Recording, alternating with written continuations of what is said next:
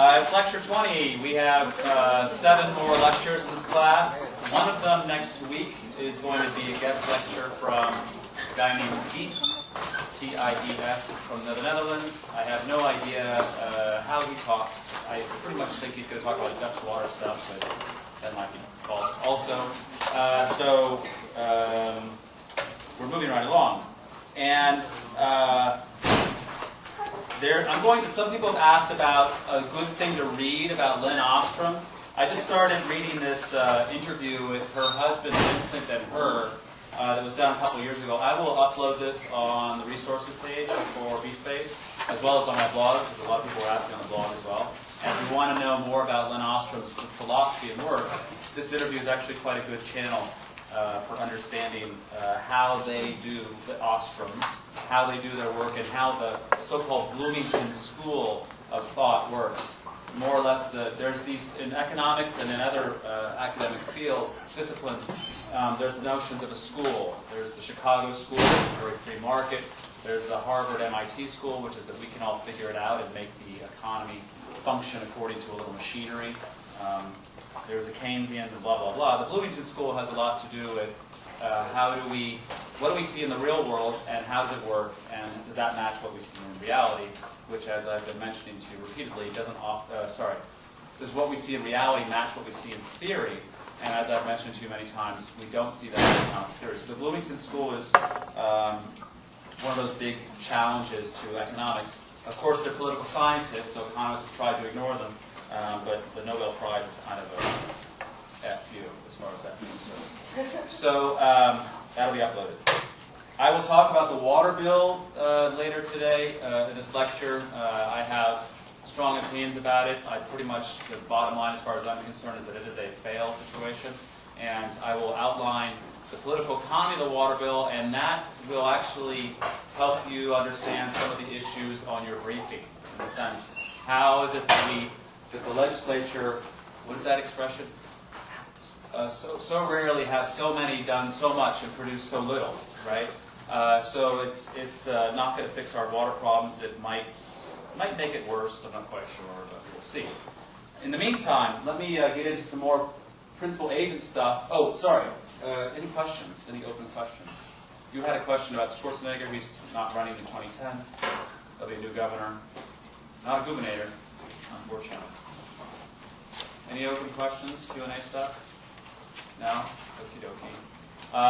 I've got some people sending me kind of test balloons on email. How's this briefing look? And I'm like, whoa, that looks like you should read the assignment and get back to that and then answer that question. So, no, I will not read your briefings ahead of time and tell you if you're doing an awesome thing. Just as a clarification of what I wrote on the email, it is okay for your solution to benefit a special interest group as long as it is increasing overall social welfare and the social welfare not going to special interest groups. And you don't have to sit there and run a spreadsheet and find out what percentage changes are happening.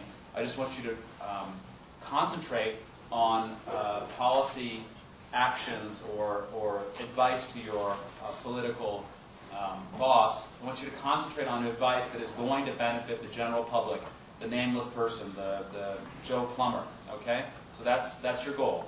How do I advise my politician boss on how to benefit Joe Plumber to the detriment potentially of special interest groups and get reelected within that 2-year cycle? Okay? Is there any other questions about other stuff before we go to principal agent stuff? No? Okay. Right. So I've been mentioning to you that there's a principal-agent relationship, and I want to clarify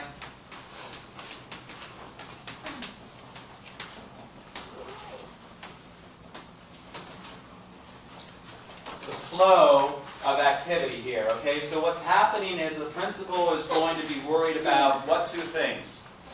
Jargon. Moral hazard, which means, and how do they counter moral hazard? Monitor, okay, and then what else are they worried about? Adverse selection. Right. Adverse selection, and how do they counter that? Signaling, sometimes screening or filtering. And the best thing of all in terms of making these two procedures work better is to do what with your agent, if you're the principal? How do you magnify the quality of the feedback on your monitoring and your screening? Yeah. Repetition, right? You want to have many interactions with your agent, right? So it's a repeated game. It's really quite easy. It's much easier if you're doing a principal-agent transaction over and over and over again, because you're going to get some feedback as to the quality of the work of your agent, for example. Okay, so when you go to work day in and day out and day in and day out, and you serve hundreds of cups of coffee, for example, your boss will have a pretty good idea about how good a job you're doing in terms of working for your $3 or $10 or whatever dollars per hour, the living wage or whatever that is. Okay, but if you're just doing one $200,000 transaction one time with one person that you've never met and you will never meet again, that creates it makes it much more high stakes game. Okay, and that's what I mentioned before. One of the reasons that real estate agents tend to get paid so much money, this whole 6% commission. 6% of a 300, the average house in California, well, I don't know, 500,000 in Berkeley, maybe $1 million. 6% of 500K is $30,000, right? If you're the person who is buying or selling a house, technically the fee is paid by the seller, but split by the buyer and the seller, right? So if you're selling your house and you're basically saying, I'm selling my house for 500 grand, I will pay $30,000 in commissions, right? So it doesn't make sense on the one hand, because wait, why would I pay such a huge commission if the agent might screw up? But on the other hand, it makes sense because you want it's such a high stake game that you want to make sure that the agents who are working this business have an incentive to do a good job. You want to attract high quality talent into the real estate agent business. If someone's going to sit there and say, I'll do it for $100, maybe they don't care, right? Now, congratulations, you just saved $29,900, but your house sold for $100,000 less. So then you lose money. Does that make sense? So you want that agent to work on your behalf to get a higher price, and in some ways it's like, I will pay you a huge amount of money if you're working hard for me. There are obviously problems, and the real estate business is quite famous for having problems, right? The whole fraudulent real estate agents. But the whole idea of paying a huge fee is that you're going to attract a quality agent into the game, right? In a sense, you want real estate agents to be on par with lawyers and doctors and accountants in terms of the quality of work that they can do. Although people still complain about that fee. So that is actually called, in the jargon, that's called an efficiency wage.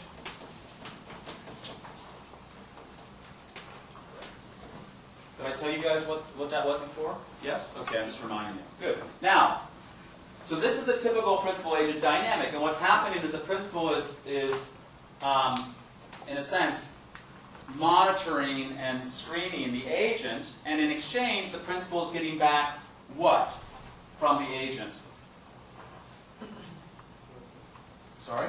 Service, a benefit, right? It's like, I as the principal, I will put in effort, right, in terms of screening and monitoring, and I will get back a benefit. And the reason is that typically a principal will hire an agent because the principal, although the principal might be able to do the job themselves, mow their own lawn, sell their own house, the agent will either save them merely time, right? Say that you're a lawyer who charges $400 an hour, and you don't want to mow your own lawn for $10 an hour when you can get the kid down the street to do it, right? So that'll save you time, and potentially the agent can do a better job than you because the agent is specialized in that task. Even the lawnmower kid can probably mow the lawn faster than you can, right?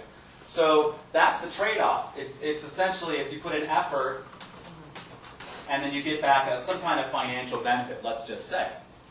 Now, this is an important, what happens is, in a lot of situations, is you have this third person who shows up, called the beneficiary.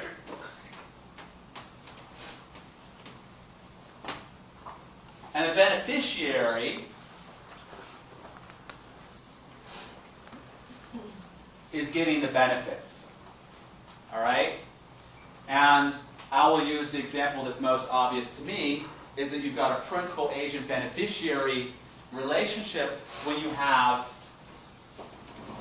a politician and a water manager and who?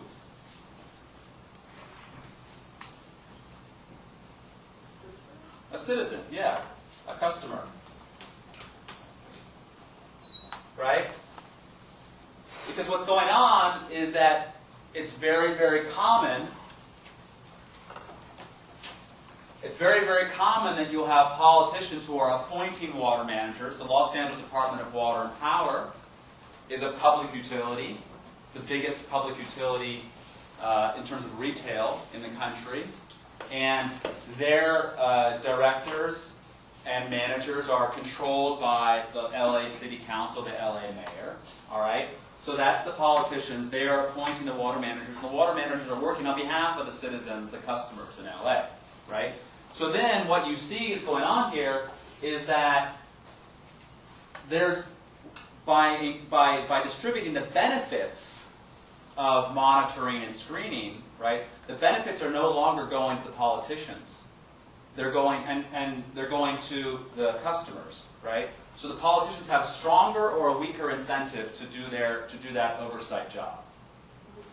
A weaker incentive to do the oversight job. Now theoretically there is a feedback loop called the citizens elect the politicians, right? But very, very few mayors of any city are elected or re-elected based on the quality of their water supply.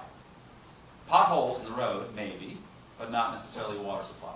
Yeah. So is it then, can we say that the customer is at the same time also the principal and the principal? Well, there's different sets of relationships. In the relationship as far as water supply is concerned, this is what's going on. Okay? In the citizen-politician relationship, then there's another thing going on here, which is this feedback loop, right? So that's a different set. So that someone pointed out, I think it was an email. Well, wait, can't people all be principals and agents and principals? Well, in a sense, you can get that because, say that you have, this is a paper I've been working on for 1,000,000 years, and in the case of international aid, you might have a taxpayer sending money to a politician who sends it to a bureaucrat, U.S. bureaucrat who sends it to a Kenyan bureaucrat.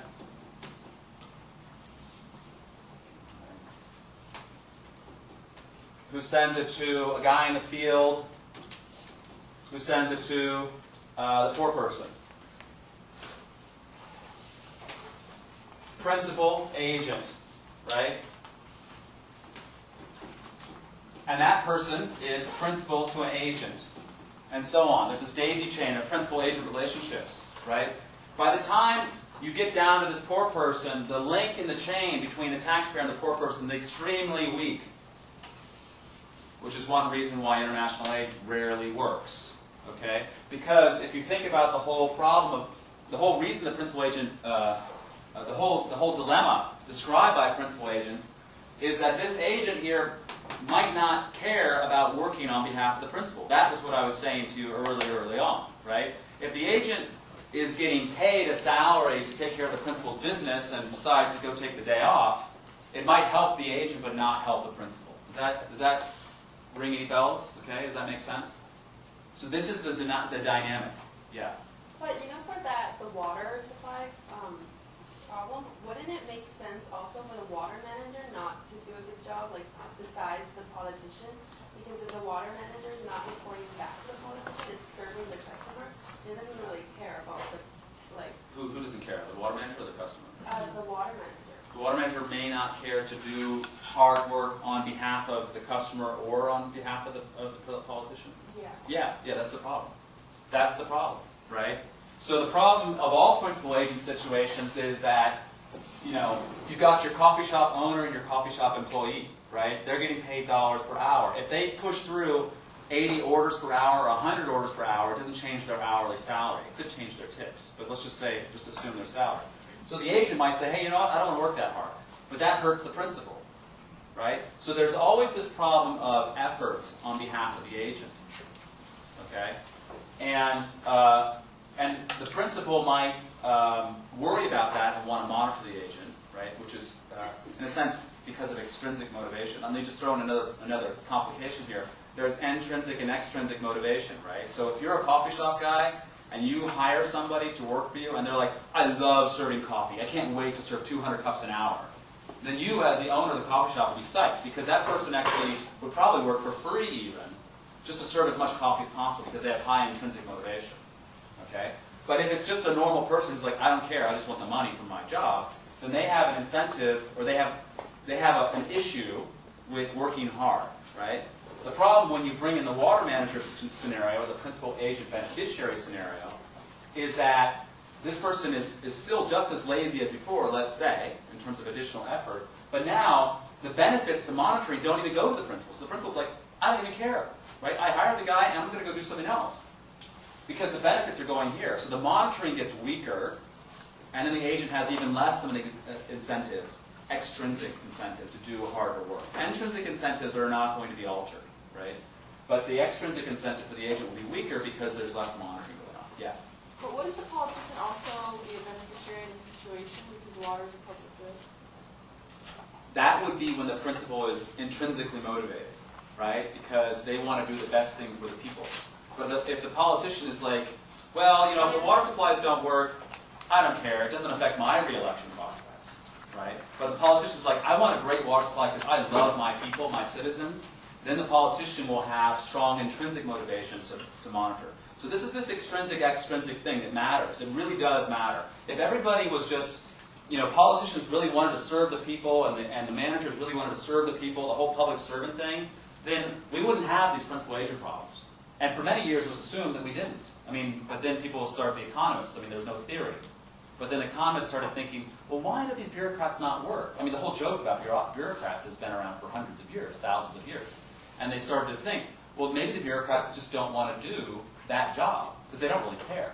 This is known as public choice economics, if you didn't hear it before. Did I say that before? Yeah, public choice. So public choice, the school of public choice economics came around in the 1960s, 1950s maybe, right? And that's mentioned explicitly in this Ostrom set of interviews. But it doesn't mean the bureaucrats suddenly got lazy in the 1950s. Okay, we've had problems with bureaucracy. Actually, this is an important point.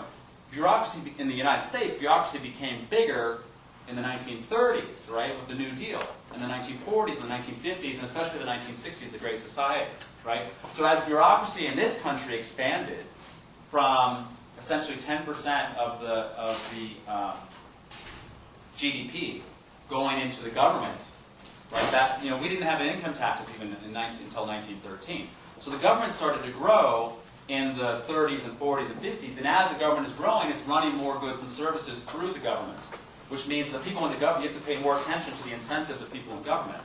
And Europe had been that way for a much longer time, and in some ways the culture of the bureaucrat in Europe is more of the public service, right? In some ways the status of public servants in Europe is much higher. In China you've got thousands of years of history of bureaucrats doing a good job, right? Including you'll get killed if you don't. Right? So they had a pretty good penalty as well. So now they have a problem with the party, not necessarily the bureaucrats. So in the U.S., the public choice school of thought kind of originated when people started thinking about, wait a second, we've got all these more and more bureaucrats in this country, and what are they doing, and why are they doing a bad job? Because they just got hired to do things that weren't done before. So I don't know, that kind of just rolls around the circle in terms of answering your question, but that's what's going on.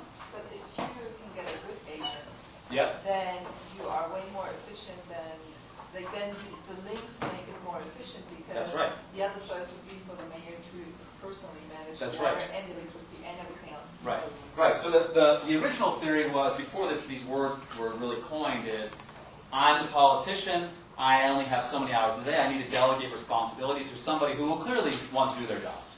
That was the assumption, right? And maybe it was the assumption based on past observation of bureaucrats doing a good job, because there are clearly some professional bureaucrats out there. But as soon as you start hiring more and more and more bureaucrats, after a while you stop getting people who can't wait to work in the civil service, and you start getting people who can't get a job anywhere else. Right? The notorious teacher union problem. Right? So that's why the response to teacher failure in this country has been AmeriCorps, which is let's get a bunch of really smart people who can't wait to teach, and then send them to the worst schools possible, right? And see if they can make a difference, which often they do.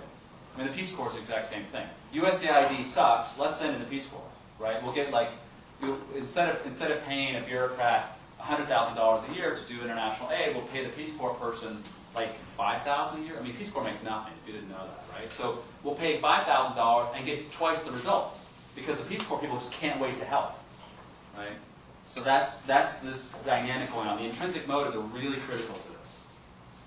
Other questions on this? So the point of the principal-agent-beneficiary types of relationships, which is in a sense what you're kind of dancing around with the briefing as well, is that it's not just the motivation of this person matters, which is always true, but now you're weakening the motivation for monitoring and screening because the benefits aren't flowing to the principal, they're going to the beneficiary, right?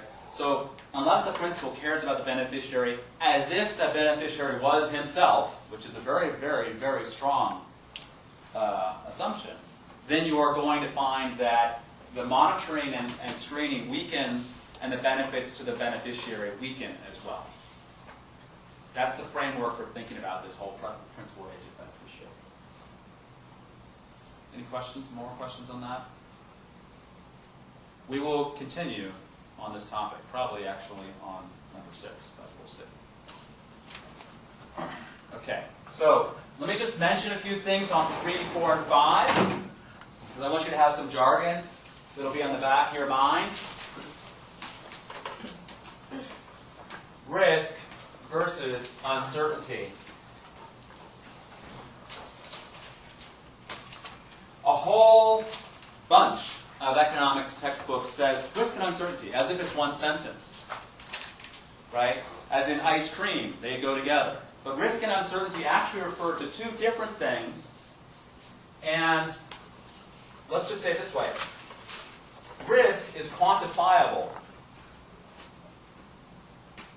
in the sense that we know that the chance of getting heads on a coin flip, on a fair coin, as they always add, on a fair coin, the chance of getting heads is 50%, right? So when someone says, I want to present you with a risky bet, I'm going to flip a coin, it'll come up heads or tails, that's what they're talking about. Risk can be quantified, all right? You can call it the risk of dying from heart disease. You can call it the risk of dying before you're 90 when you're already 70, right? There's lots of data behind these things. There is a probability attached. There's a probability attached to that.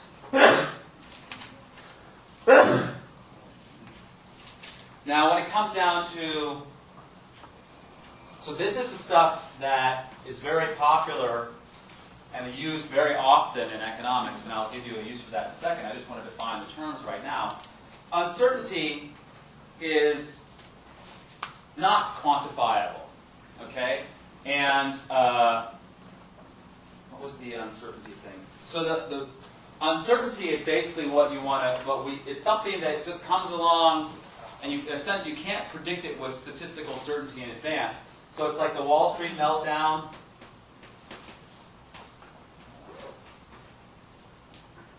Um, 9/11.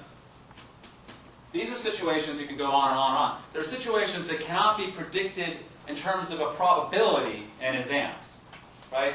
No one was sitting there saying 9/11 has a 22.4% probability. They were saying it could happen. I mean, there were actually these, there's a warning that a plane could hit a building, but a ship could blow up, or the president could get shot. There's a whole bunch of uncertainty that there's no probabilistic percentage attached to.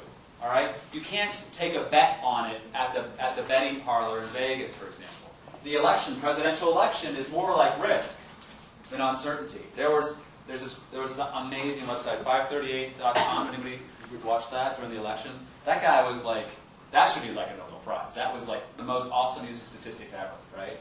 And that was, but what he was doing is he was taking all of those quantifiable numbers, polling results, And the guy was a baseball geek, basically, as far as I know, right? So baseball geeks are like the most incredible statisticians in the world because they have amazing amounts of numbers to work with. And he took baseball geek statistical technology and applied it to the presidential election, and I think he hit the electoral vote within like 1 vote or 2 votes, right? A couple days before. So that was a guy who was working with probabilities and risk. But uncertainty, that guy doesn't. I mean, professionally, he would not do it. He's not an idiot, right? You can't predict these things that are just they come or they don't come. Okay, so it's that's the difference between these two things. Now, the important part of this, as far as economics is concerned, is that you can't make this into a mathematical formula. And here's what I mean. Remember that I said before we had this expected utility?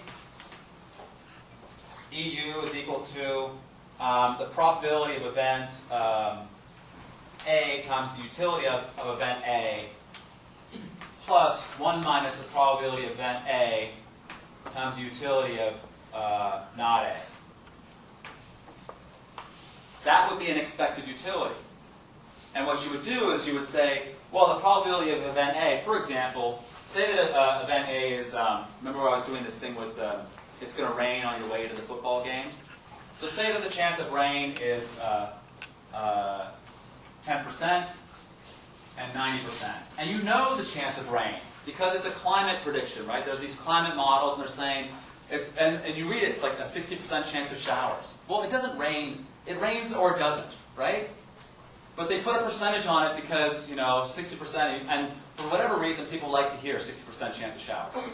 And some people get more nervous when it's 30% chance of showers. Some people get more nervous when it's a 90% chance of showers. But whatever, there's some prediction of a 10% chance of showers. And given that 10% chance, you're going to multiply it times showers. Your utility from the football game might be 2, right?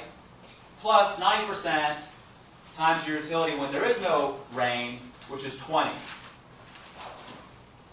Okay? And then you figure it out, and it turns out that your expected utility is going to be 0.2 plus 18 equals 18.2. This is actually your expected utility.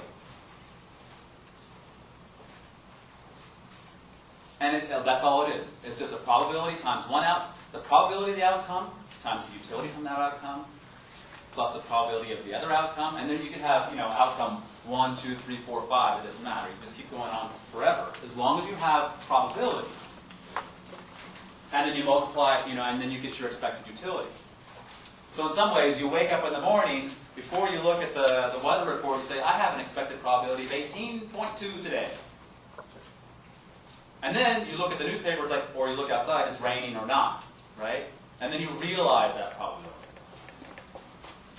So this is really helpful in terms of running the economics of expectations, which is stuff about the future, right? But it has nothing to do with uncertainty. Okay? Because maybe there's something called this and that, and you have this going in, and then suddenly that's a football game, right? So then it's like Oakland versus San Francisco. I don't even know if that's possible. And then the bridge breaks, right? So there's like, whoa, I didn't expect that, right? And your utility just completely changes now. That's uncertainty.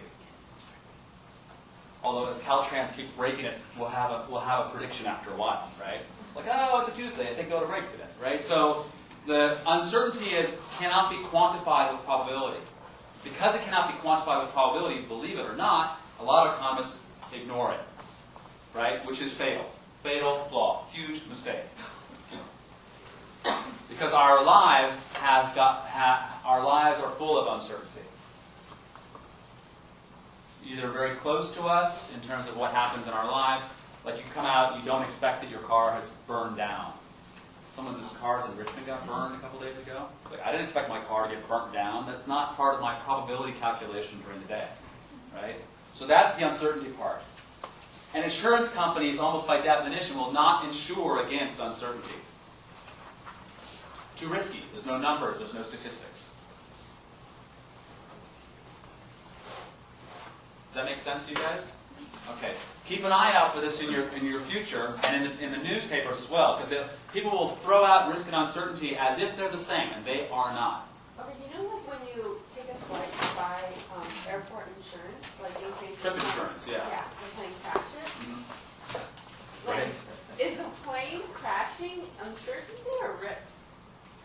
Because you don't expect it to crash, right? Well, whether you expect it or not, there are statistics on plane crashes. Right? It's a risk. It is a risk. That's right. And there's an insurance company willing to sell you money on it.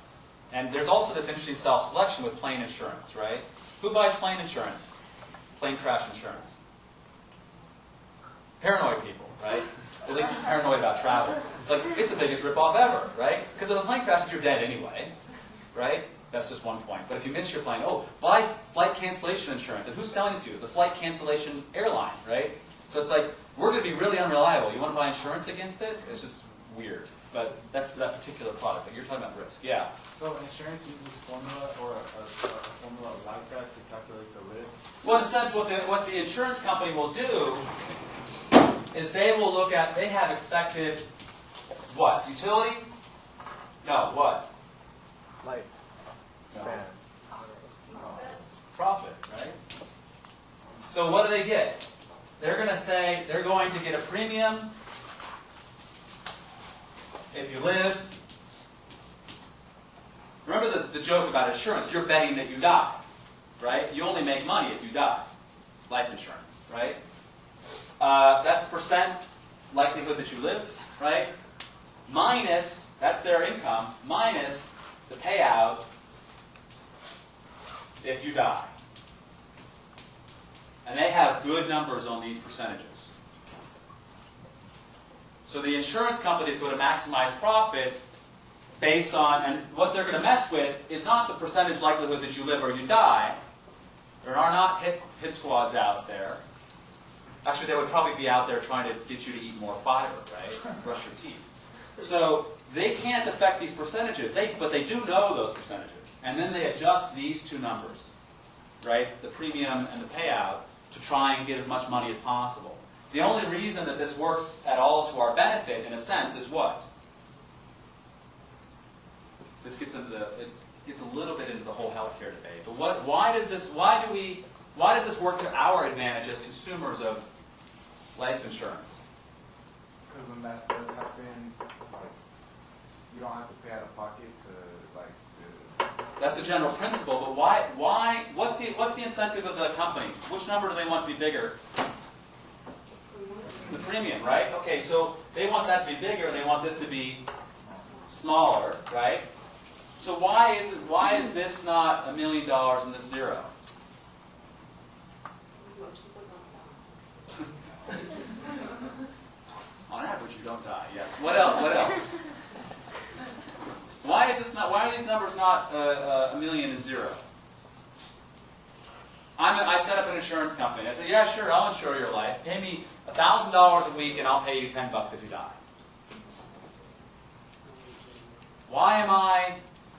Why can't I do that? Makes sense. I'm an economist. I should be able to do that. Demand, maybe. Is insurance a competitive business or not?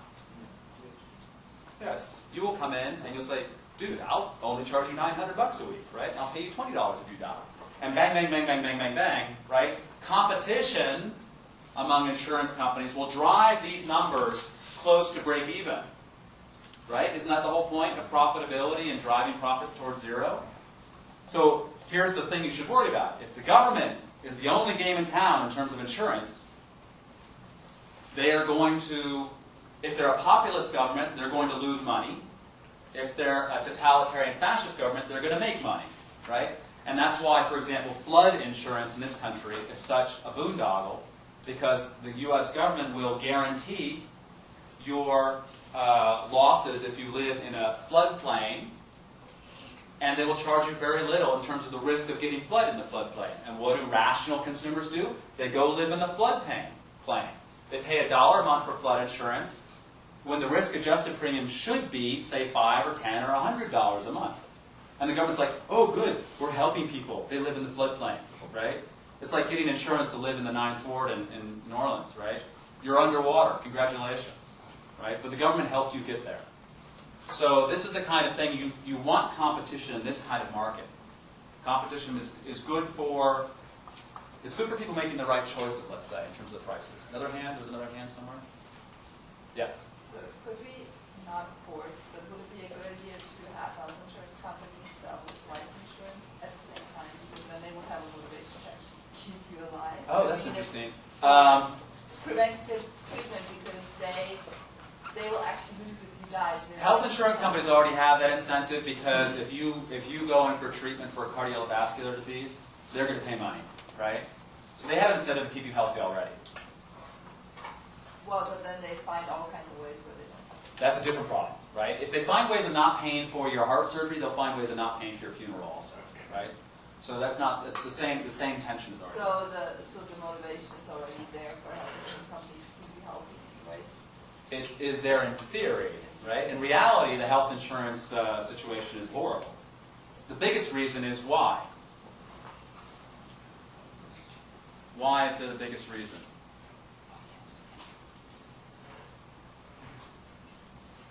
Who here directly contracts with the health insurance company? Hospital. Who directly contracts with a health insurance company? Where do you get your health insurance from? Work. Work, student insurance, right? In some ways, then that would cut out the whole idea of competition. Then, Which would? since you get your health insurance through like your employer or your school or whatever, then there's really no competition in healthcare. Bingo. Gold star, right? Because what happens is you've got this, in fact it's worse, it's a four-way triangle. It's a rectangle, it's a quadrilangle or whatever. There's you, right?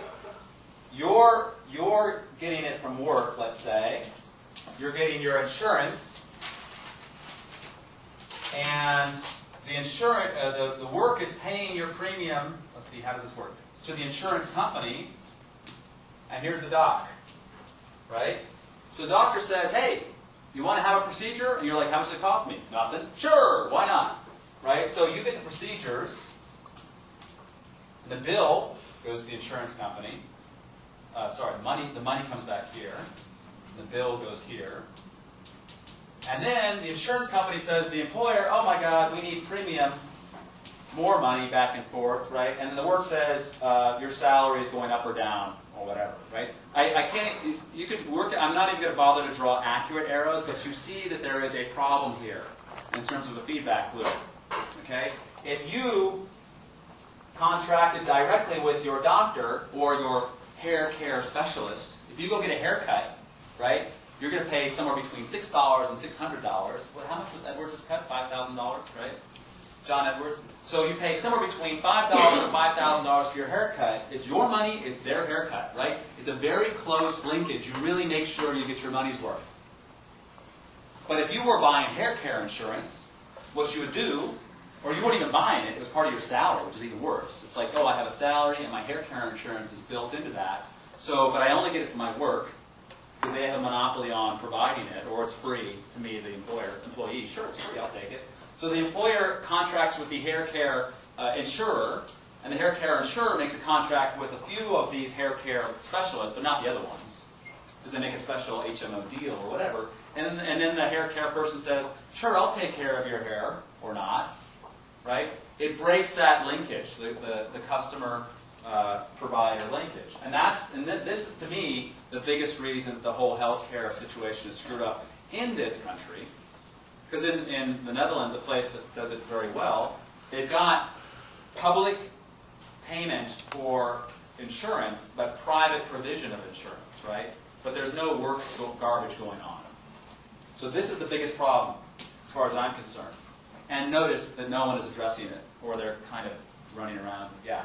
But if the company or the workers aren't happy with the insurance that they're getting, and they get enough complaints about it, they'll switch the insurance they have. They should do that. Now, if you're a worker and you're upset with the quality of the work you're getting, and say that you work at mega corporation, right, or even little corporation, there's 100 of you. Say this whole classroom has one insurance provider, and you're just like, I hate this company. You can tell everybody, God, this company sucks. Let's switch. And everybody's like, no, right? Well, then you're why screwed. would you want to switch? Because you're not getting the coverage you need. No, say that you just hate the company because of the color of their logo. Well, that's not a reason that happens in the real world. Okay, come up with a reason. Say that you don't Because like it. They're not covering my son's medication. Okay, there you go. And other people in this company have the same problem because this is rampant in this company. Well, maybe there's only 20 people who have kids. You go to the company that you work for, Mhm. and you complain about it. Mhm. There's more than one of you because this is happening all across your workforce. Right. And then they switch. They So have there's a incentive because their workers aren't happy with what they're getting. And they switch to what? They switch to, well, this is what you're talking about. We're talking about the competitive market of insurance. Right. They switch to a big company. Right, that would be good, right? But unfortunately, the HR department, which by definition doesn't answer your call, right, doesn't care necessarily about switching because that's work for them. Whoa, you want us to go get another company? We just got a company. You know how much work that was? I got to go get coffee, right? And then you want to coordinate with all the other dissatisfied employees who are like, yeah, my son's healthy. I don't care about the medical thing because you have a problem because your son needs the meds, right? But everybody else has got either no sons or the sons are healthy. So there's a coordination problem between you and all the employees. Then say you manage to go into HR and you manage to make them care. Then they have to go around and shop, and maybe they get a worse company because that person gives them even worse. They give them a kickback, right, to screw over the employees. Well, it's either that or they have to find new workers because you quit and you better do your job. You're right. You're going to quit your job over health insurance? Do that. How often does that happen? Plenty? If there are enough people that need to. As a percentage of workers who quit their If job. happy with the insurance they're getting, that their company's providing, there's an incentive for the company. I have a much easier solution. Here's what happens. You as the employee get more salary and less health insurance, in fact zero, and you go get your own insurance, right? Then you don't have to worry about coordinating with all these guys who definitely don't know what's going on or don't care. Then you also get to choose the exact company that you do like, right? That fixes your problem as well as this problem. So the problem, what I'm pointing out, is the problem is this employer-provided health insurance. We should just have our salaries go up and go get our own health insurance. Then your problem would be fixed much easier, which is what you want. You want to fix your problem, right? You don't necessarily. It's not free, right? Healthcare from your employer is not free. That's taken out of your salary. Yeah. But isn't another problem that even if we did that, I mean, there are only 3 or 4 huge health insurance companies out there, and they pretty much... Oh, no. There's many, many, many health insurance companies. But then... There's 3 or 4 huge ones, but there's a lot of small ones, too. So most contract with the huge ones, and I thought that the small ones, it would be, because of the cost being so high, the healthcare cost, that it's much harder to enter this kind of market because you would need a huge... I mean, people are like, well, if I can only go to this one doctor with your insurance because that's the only one you contracted to because you're still so small, or I can only get it in this area, if I go to another state I can't get it. So isn't there also a problem of just making it competitive? I don't think there's a problem at all. What you need is you need to have these numbers, right? Percentages. Because insurance essentially is a break-even plus a profit based on statistics, right? You have to have a big enough pool, but some of these pools are only 1,000 people. There's 300 million people in this country, right? There could be 300 insurance companies that have over 1 million people in each one. That's pretty good in terms of probabilities. So the insurance companies, they don't need to be big in terms of scale, in terms of building an SUV. They need to be able to run money back and forth, right? In the same way a credit union can run a bank. You can have a little credit, the campus credit union must have like less than 10,000 clients, I'm sure, right? And they're still running a profit-making bank, or a non-profit, or break-even. Yeah. Don't most employers give more than one choice for health insurance? Often they do. Sometimes they don't. So does that kind of help solve the problem if you have a choice? Sometimes. Yeah. It's not even close, though. I mean, if you sit there, like employer-provided 401ks, you can choose among these 10 funds, right? If you go to the financial page of the Wall Street Journal, there's like 6,000 funds. There are clearly more choices, right, in the open market. Isn't one problem that companies are sloppy with insurance and not paying the money to the people more? Well, that's a huge disaster, right? If you don't have insurance at all. I'm just saying, like, the employer-provided insurance is not even good. Having no insurance at all is a much better. I mean, like, isn't that declining already too? Yeah, no, the employers are basically, what they're saying is, it's just gotten out of control. Here's an extra $200 a month, go take care of yourself, right? And on the one hand, I mean, I was getting insurance when I didn't have a job, and I was paying $50 a month for what's called catastrophic insurance. The first $3,000 is on me, and then every 100% is on them, right? I worry about those 90% copays, because 10% of $100,000 is a lot of money, right? Which is like what it costs to get your leg fixed or something. It's just crazy healthcare costs. More hands, more questions? Okay, moving right along. Yes. So, more jargon. For game theory, we're going to be doing more game theory. But I want to point out another one of the things that most economists don't consider when they're talking about game theory is that, well, the whole definition. The definition of game theory is that it is a game, right?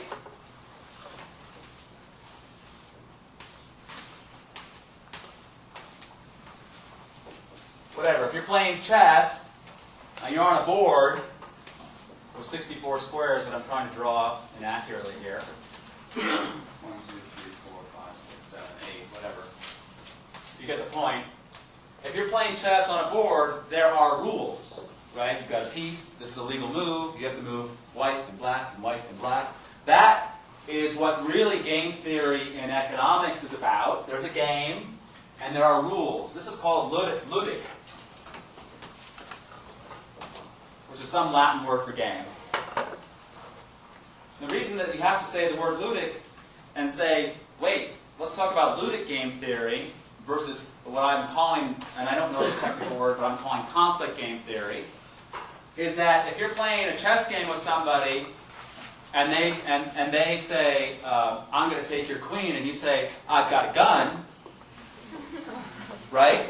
You're not playing chess anymore, right? You're doing conflict theory. Now, that actually really matters, right? What if you are playing a game and someone brings a gun or a bat? It's like, don't bring a knife to a gunfight, right? That's the expression.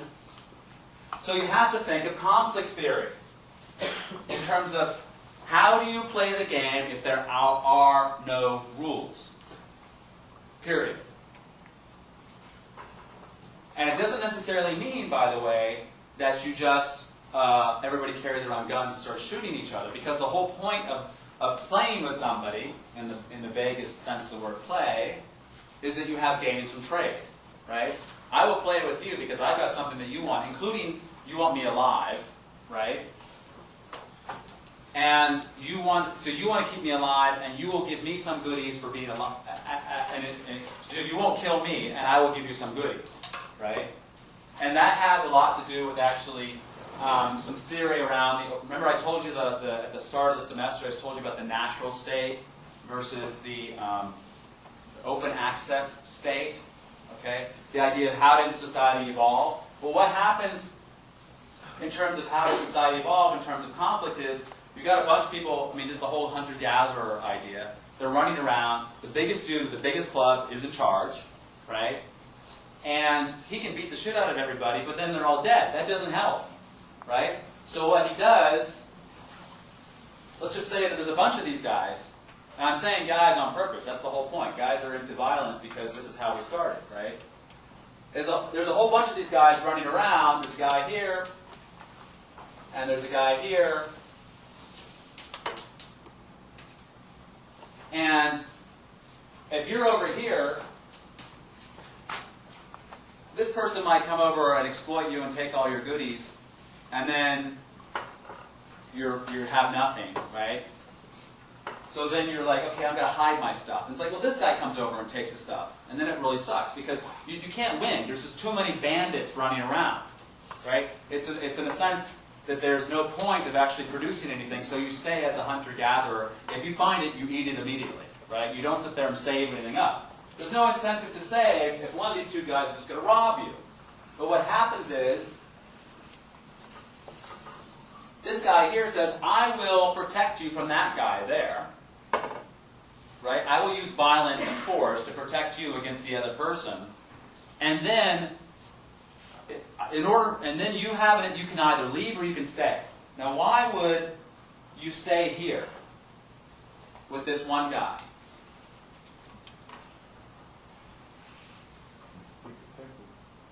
Okay. And you're protected. So what does that allow you to do when you're protected? You're not getting robbed by the other guy. But is this first guy going to rob you? 100%? You almost make a deal, right? Look, I'll give you some of my stuff if you don't rob me. But if you do, I'll just leave. I'll go to this guy over here. Right? So what happens is you end up getting a territory with a station, what's called a stationary bandit.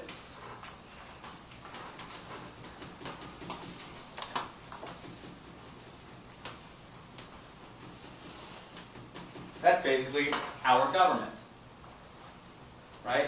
The government of the state of California is our local stationary bandit.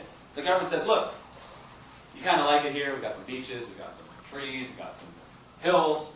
We're only going to take some of your money, and you produce wealth. So you have to produce wealth to get some, to give us some taxes or whatever. And if you don't like it, you can go to Nevada, right? Or if you really don't like it, you can go to Canada or wherever, right?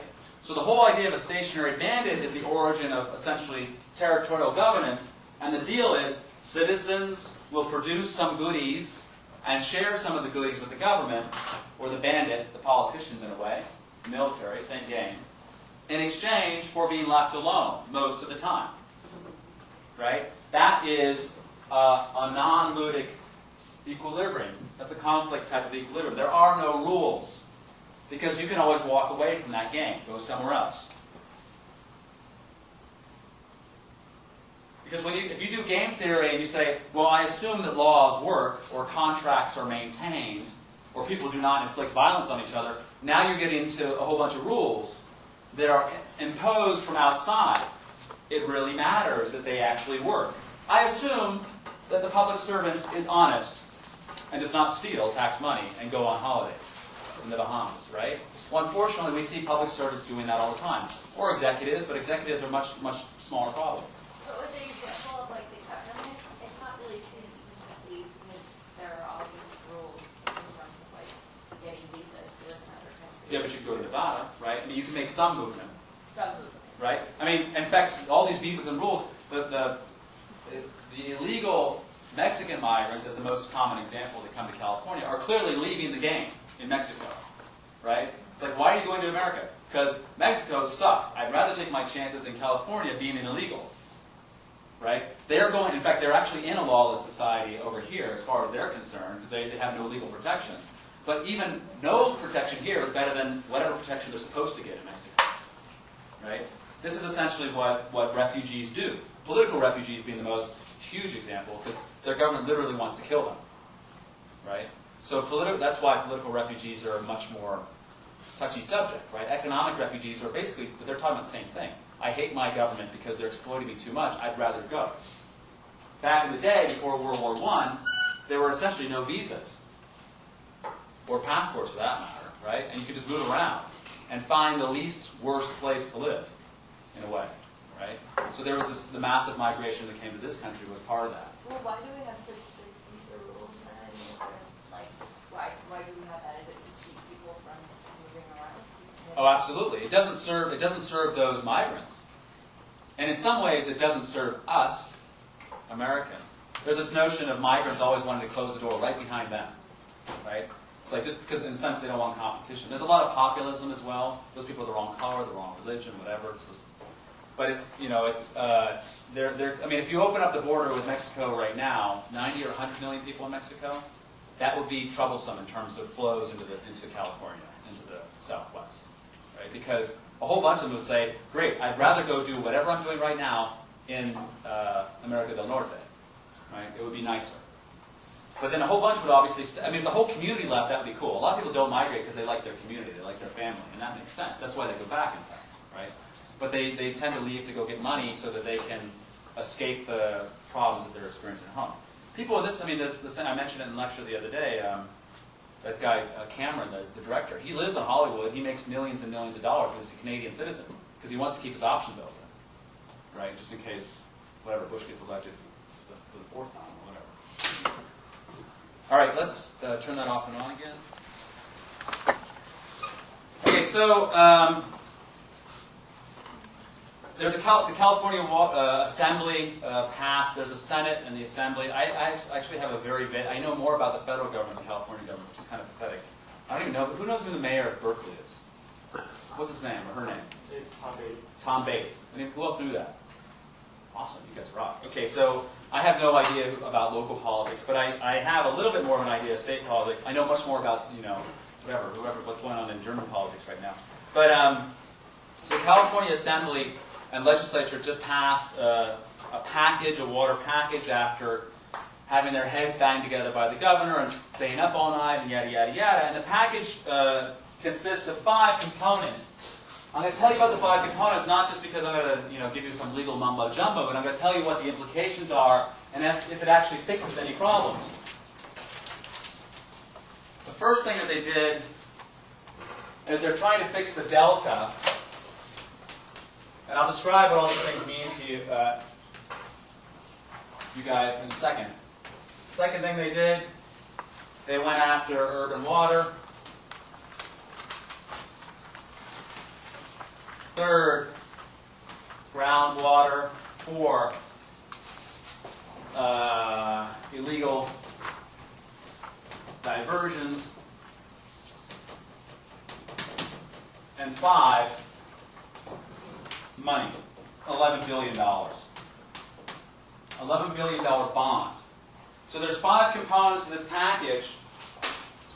The first idea is that we're going to create a Delta Council. The Delta Council is meant to manage the Sacramento-San Joaquin Delta. This is California, as you would obviously recognize. And we're here. This delta here is where water is exported to Southern California. The Sacramento River flows down here. There's some river flows that go in this way, and that water goes out under the Golden Gate Bridge. Okay? The Sacramento-San Joaquin Delta, the delta is a critical ecosystem in California, the most important ecosystem in California. It is essentially collapsing or collapsed, depending on whether or not you're an optimist or a pessimist. And it's been under a lot of stresses. Environmental stress from wastewater flows from Sacramento and agricultural runoff, from pumping water out of the delta to go to Southern California. This is the notorious, it's gone on since the 1930s, but it's also what people call a peripheral canal, which is supposed to take water around the delta and down to Southern California to keep it cleaner, because when it goes in the delta, that's kind of brackish. The delta is essentially wetlands, right? So fresh water comes in on the Sacramento River, it mixes with the salty water here from the bay, and then it gets pumped down. They want it to go down clean, so the idea is, oh, let's build a peripheral canal, that'll take it cleaner. But people in Southern California like that idea. People in Northern California, environmentalists, don't like that idea, because it's like you're taking our water. Our being, we are Northern California, the whole NorCal hat type of thing, like we don't belong to SoCal, right? So there's this kind of north versus south thing. The peripheral canal is not operating, and I'll get to that in a second. So the delta is environmentally bad trouble, right? There's also a huge problem with invasive species. All the ships that come in, they drop these quagga mussels and snails and all kinds of stuff. The wide mouth, or the bass, the fish that's eating all the local fish. There's all kinds of huge problems environmentally. So, Delta Council is meant to be a 7-person council that will govern the delta and make sure that it is ecologically sound or healthy and economically functioning in terms of exporting water. They're called co-equal goals, which is political words for impossible to happen, right? You cannot have co-equal goals, right? We maximize utility, we maximize profits. We don't maximize profits, or we don't maximize utility and hamburgers, right? We're just going after one thing. But the idea of co-equal goals will maximize 2 things at once, which are actually in direct conflict. The idea of exporting water from the delta is that we can take it out of there without harming the ecology. Every person who understands ecology will say, let's not take it out, right? So the whole idea of a co-equal goal is that you're going to, you're going to push up with one hand and push down with the other hand, and they're going to be co-equal, which you can't do. You either go here or here. So that's kind of a political farce, or fudge, or lie, about how we can have both environmental health and water exports. However, they're continuing to maintain the lie. The irony is that the Delta Council, which is supposed to do this thing, has actually no political or economic power to penalize people for not doing what they want them to. Essentially, the Delta Council will be talking, and people will do what they want anyway, right? It's kind of like the World Peace Council. Let's have world peace. right? But people were still out there shooting each other, right? Let's just be nice to each other, the happy smiley face council. So this is, quite honestly, a complete waste of time. It's been tried for the last 15 years, it's failed. That's part one of our solution. Part two of our solution is that urban water users are supposed to cut their water use by 20% in order to conserve water. As you may know already, the split in water is 20% urban and 80% ag in terms of the diversions of water through canals and pumps and stuff like that. So the urban people are supposed to cut their use by 20% by 20% of the 20%, right? That's the number. They're supposed to cut their use by 20% by the year 2020, 20 by 2020, nice catchy phrase. 20 by 20, 2020, that's the idea. That was already an idea that was out there, so basically they just repackaged it and put it back in this thing and they declared another success, which is nothing has happened, it's not 2020 yet, right? The other problem in terms of this brilliant urban water move is what? Anybody see the glaring issue? So we have that much compared to the agricultural. Right, we left ag water off the table, right? Ag water users are going to be required to use best management practices, which means do what you've always been doing. So nothing. Well, the other question is, so do they maintain the same amount of people and say every single person has to cut their 20%? Or are there more people moving in and having to? Oh, it's even worse than that. It's even worse than that.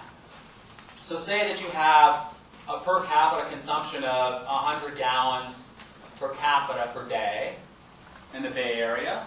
We have fog, it's kind of cold. People don't have very many lawns, they live in apartments. And say you have, let's go to San Diego, where you have 200 GPDs. Everybody gets a cut back by 20%. Right? So now, these guys have to go to 80, and these guys got to go to 160. Anybody see an equity issue here? In fact, even worse, if you just left your hose on all day and you were using 6,000 gallons per day, then you only have to cut it back by 20% against 6,000 gallons, right? So it actually doesn't matter. If you've actually been saving water already, you have to cut back. If you've been wasting water, you cut back also, but from your waste. So that's another fuck up, big time, right? Equity violation, number one. So this means that the agriculture people can still sell the water rights, and It doesn't even address selling water rights, which is even the most ridiculous thing, right? Because when they say that agricultural water users are supposed to follow best management practices, then what's the most important you have to think of in terms of water conservation if you're an ag? Why would you spend money to conserve water? That's a cost. What's the benefit? Is there a benefit? If you're a farmer? What would be the benefit if you're a farmer? Do you use 1,000 acre-feet of water a year? 1,000 acre-feet. 1 acre-foot is 325,000 gallons. You use 325 million gallons of water a year. You're a farmer. David, the salesman, comes along and says, I can help you save 10% of that.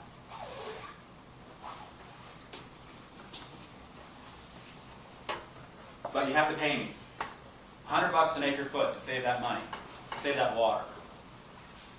What would the farmer do? Why would the farmer spend that money? So they can save on their water bill. What's their water bill? They pay $5 an acre-foot for water, let's just say. Let's say $20 an acre-foot. They pay 20, that's actually a fair number. And I can save them an acre-foot of water for $100. How's that for a good deal, huh?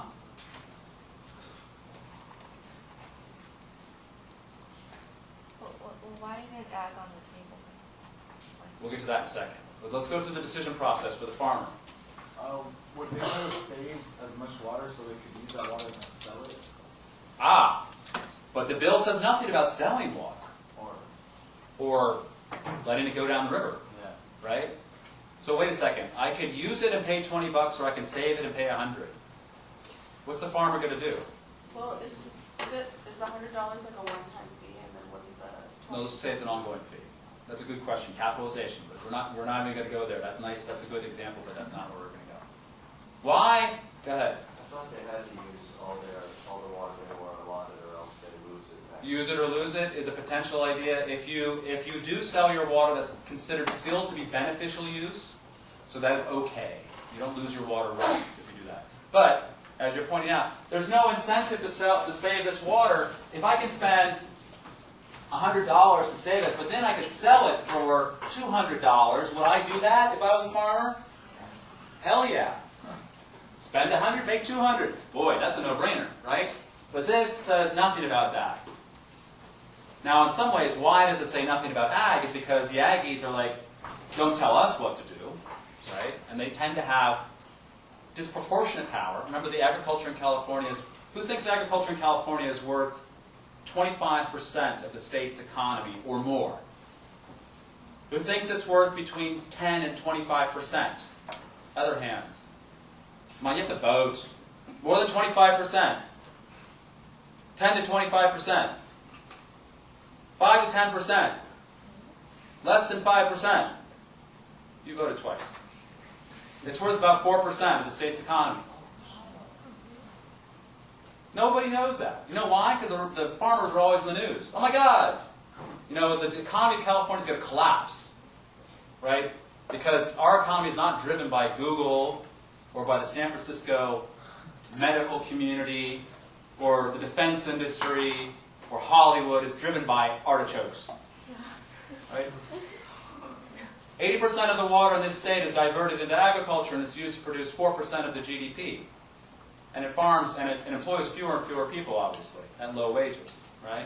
But politically, they are the gorilla in the room as far as water is concerned. I actually have no issue with that. All I say is, let them sell their water. This does nothing for that. Right? There's no. The whole thing is that is the urban water. First of all, putting urban water on the table is ridiculous because it costs, instead of costing $100 an acre foot, and that's actually a real number maybe for conserving.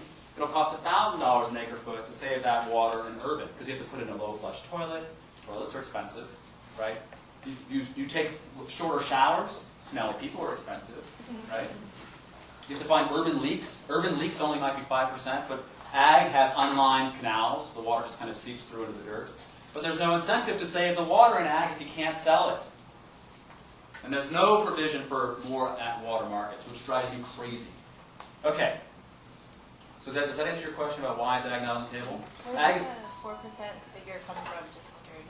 Just go look at the state development board on my blog. I have the links on there or something like that.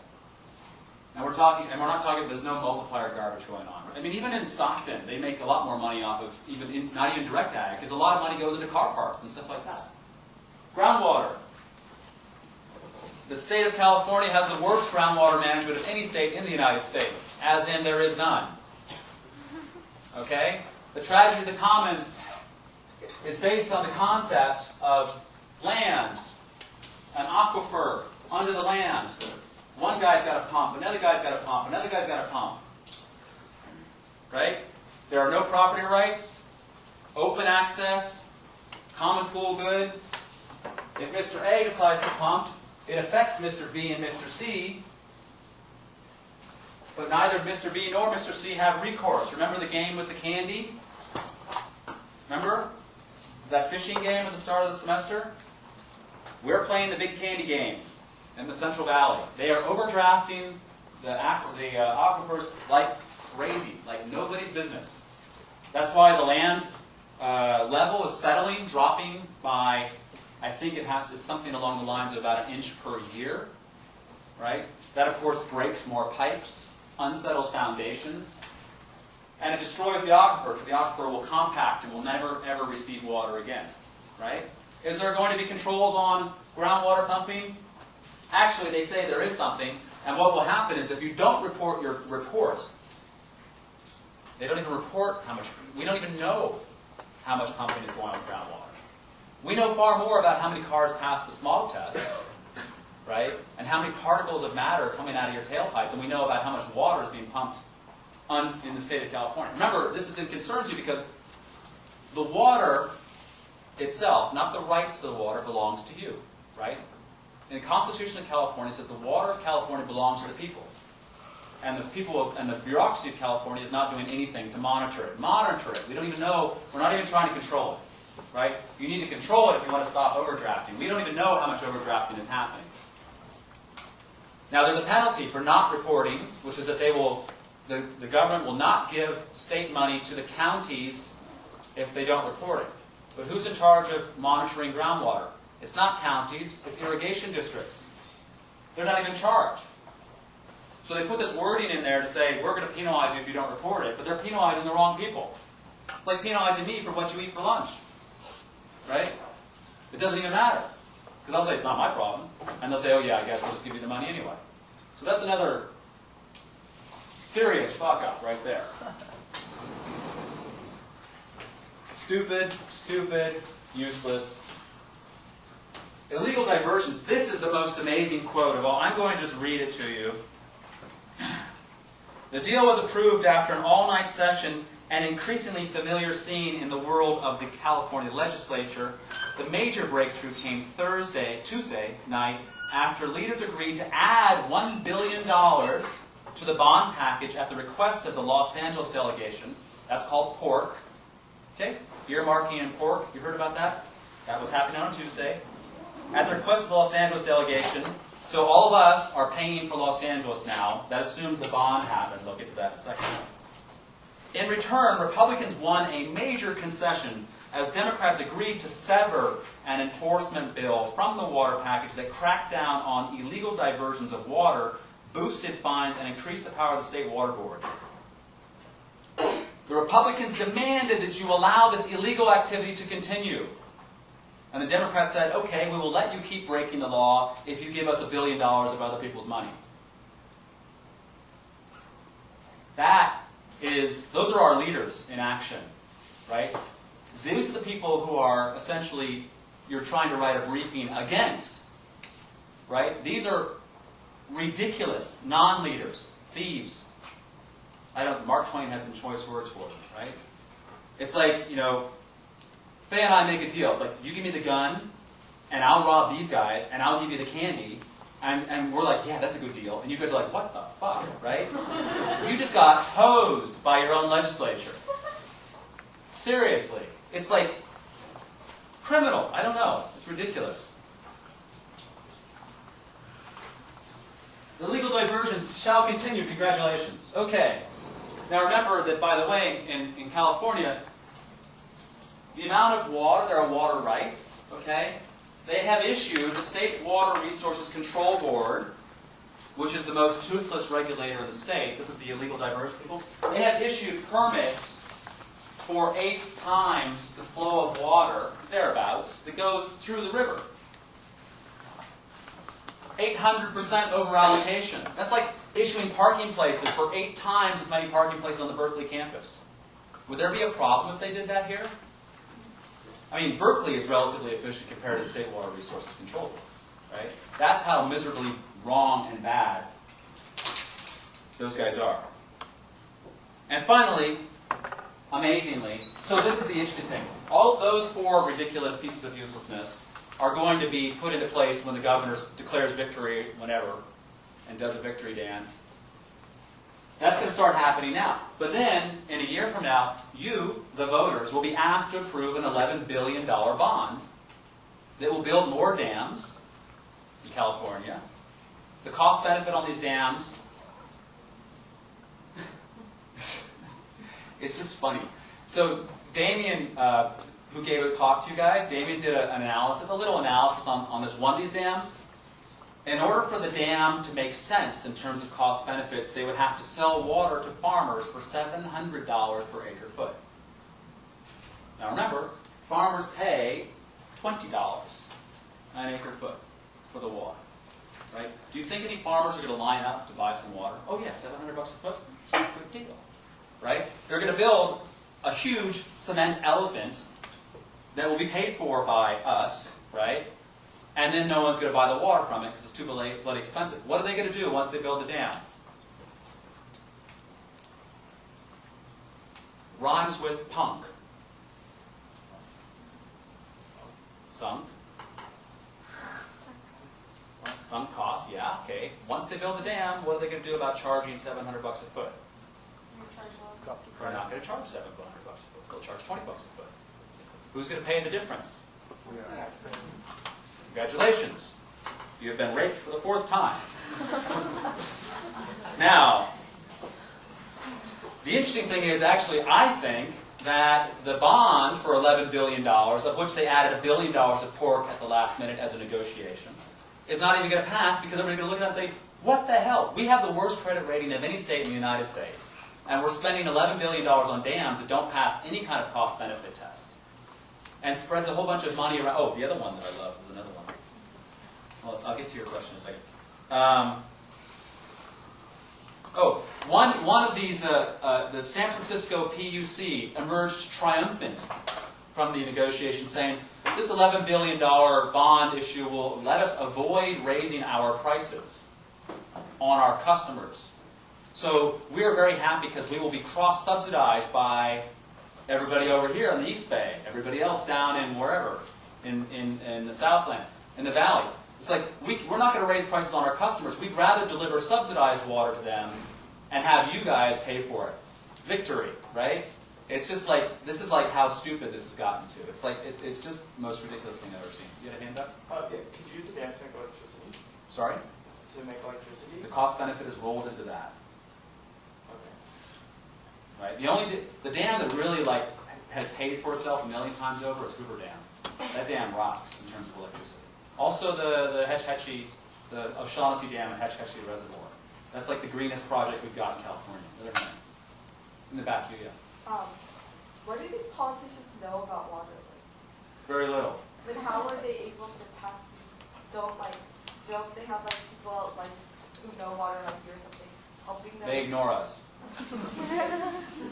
Because they go to the farmers and say, I've got a dam for you. And the farmer says, great. You know, why does the farmer want the dam? Because it's free. If I went around giving you guys free pencils, you'd be like, this is a stupid pencil, but it's free. Right? If you don't pay for it, you don't give a shit. It's free. Right? But it's paid for out of general obligation bonds and all the other garbage. Other hands? Yes? I think they're taking down some of the dams, They're taking down some dams up in Klamath. Yeah. Is that the only dams that they're dismantling? Mostly. They're going to build. That's right, because engineers love building dams. Oh boy, more cement. And politicians love cutting ribbons in front of dams. Last question. So is all water legislature, is it statewide or is there also county? This is a statewide negotiation. Okay, so then every county negotiation will be under that statewide. Like they could just have each individual county manage. No, because the state project moves water around. There's a lot of negotiations. All right, see you guys on Tuesday.